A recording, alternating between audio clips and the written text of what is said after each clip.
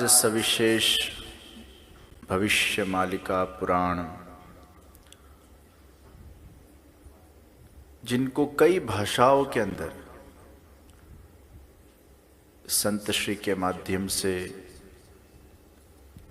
भाषांतर किया गया है, उनका मंगल विमोचन भी आज यहाँ किया गया है।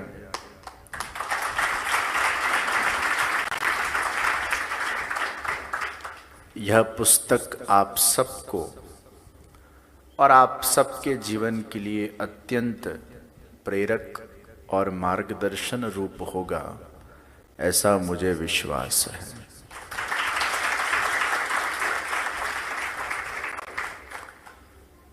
श्रीमद् भागवत का श्रवण करना वो हमारे जीवन का एक अलौकिक लाभ है।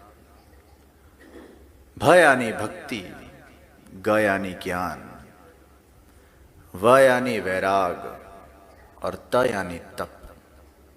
यह है भागवत, जो भक्ति, ज्ञान, वैराग और तप प्रदान करता है। जगत गुरु श्री वल्लभाचार्य जी महाप्रभु जी ने भी श्रीमद् भागवत की विशिष्ट महिमा बढ़ाई। सनातन हिंदू वैदिक धर्म के मूल 5 आचार्य हुए शंकराचार्य, रामानुजाचार्य, मध्वाचार्य, निम्बार्काचार्य और 5वें हुए जगत गुरु श्री वल्लभाचार्य जी। तो महाप्रभु जी के पहले जो पूर्व 4 आचार्य हुए, उन्होंने प्रस्थान त्रयी की महिमा को प्रदर्शित किया। वेद, गीता और ब्रह्मसूत्र, यह 3 सनातन वैदिक धर्म के प्रमाण रूप ग्रंथ है।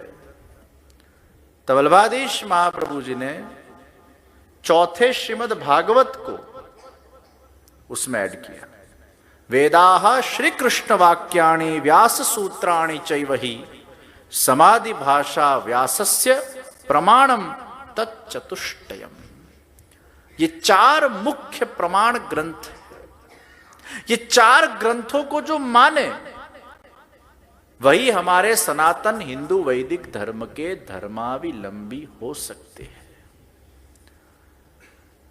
अलग अलग पुराण है, ग्रंथ है, वो सबकी एक महिमा है, महत्व है, पर उनमें से 4 ग्रंथों को प्रमाण रूप माना गया। और महाप्रभु जी ने बहुत सुंदर दृष्टि दी कि वेदों के जो अस्पष्ट विषय हैं वो ब्रह्मसूत्र के अंदर, ब्रह्मसूत्र के अस्पष्ट विषय भगवत गीता के अंदर, और भगवत गीता के जो अस्पष्ट विषय है वो श्रीमद् भागवत के अंदर स्पष्ट हो जाते हैं। अर्थात सभी पुराणों का सार ये श्रीमद् भागवत है। श्रीमद् भागवत वेद रूपी वृक्ष का भी फल है। वल्लभाधीश महाप्रभु जी ने कृष्ण सेवा की महिमा बताई और चैतन्य महाप्रभु जी ने विशेष कृष्ण नाम की महिमा बताई।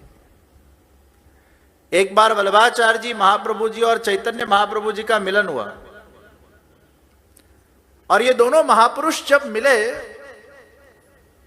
तब चैतन्य महाप्रभु जी ने कहा, एक बार भी अगर कृष्ण का नाम भाव से, प्रेम से, श्रद्धा से, विश्वास से अगर लिया जाए तो व्यक्ति के करोड़ों जन्मों के पाप धुल जाते हैं।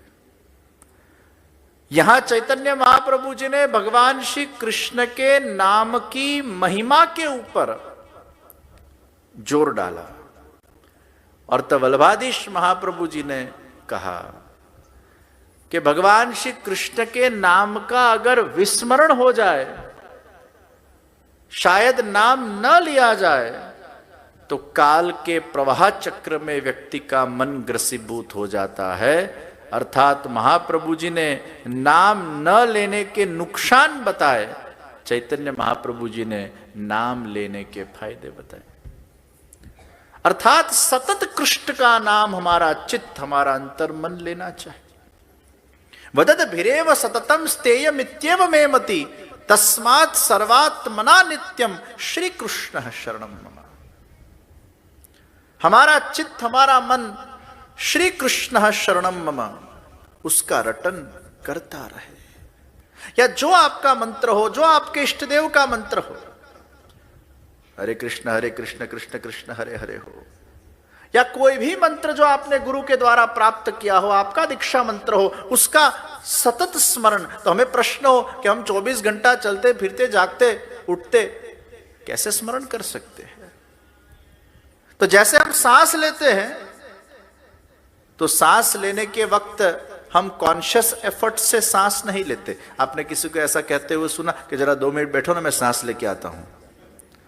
आप बातचीत करते हो और सांस लेते जाते। सांस लेना वो आपके सबकॉन्शियस से चलता जाता है, चलता जाता है। 24 घंटा हम सोते हुए भी सांस लेते, उसी भांति जैसे जैसे हम भगवत संकीर्तन में, भगवत सत्संग में, भगवत सेवा के अंदर हमारे चित्त और मन की पूर्ण रूप से शरणागति जब भगवान के श्री चरणारविंद के अंदर दृढ़ हो जाएगी, फिर आप चलते उठते जागते, आपके जीवन का प्रत्येक कर्म, आपके जीवन का प्रत्येक क्षण वो कृष्ण का नाम लेता हो जाएगा, वो कृष्ण की सेवा करता हो जाएगा।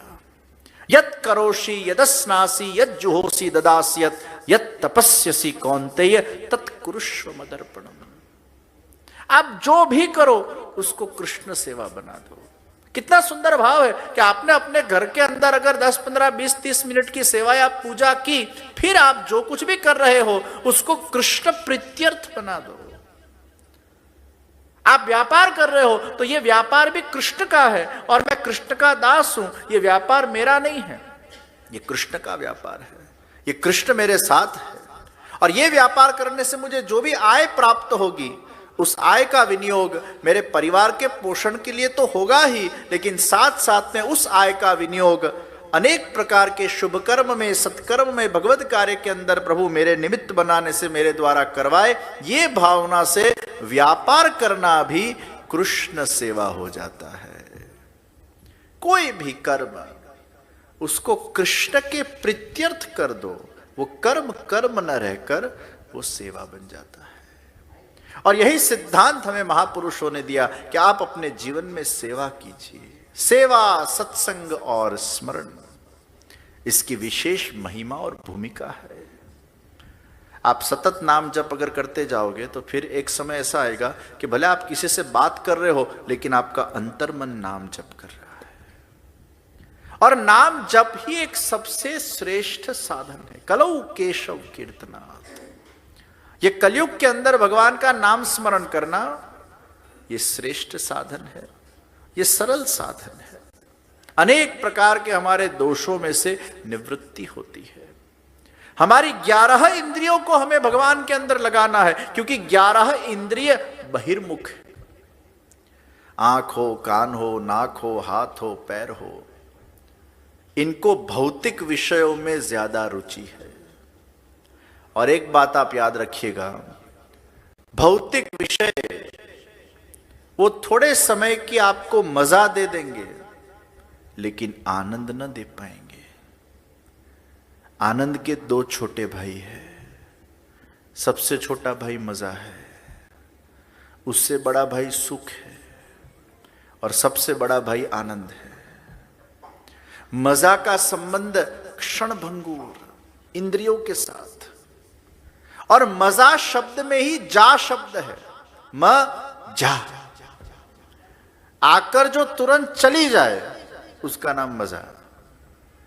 वो गरम तवे थे के ऊपर अगर एक बूंद आप पधराओ पानी की, वो वराड़ बन के उड़ जाएगा। तुरंत आके जो चला जाए मजा है। सुख का संबंध मन के साथ है, थोड़े समय रहता है। मन की प्रतिकूल स्थिति वो दुख है, और मन की अनुकूल स्थिति वो सुख है। किसी को एकादशी करके सुख मिलता है, किसी को एकादशी न करके सुख मिलता है। किसी भक्त सत्संगी जुड़कर अपने जीवन का उत्थान और उद्धार करते हैं। तो विशेष कुछ न कहते हुए ये 7 दिन आप ये कथा का प्रेम से, भाव से श्रवण कीजिए, और श्रीमद् भागवत का आप सबको पुण्य फल प्राप्त हो, यही भगवत चरणारविंदों के अंदर अभ्यर्थना के साथ मेरे वक्तव्य को मैं विराम देता हूं। शुभम भवतु कल्याणम।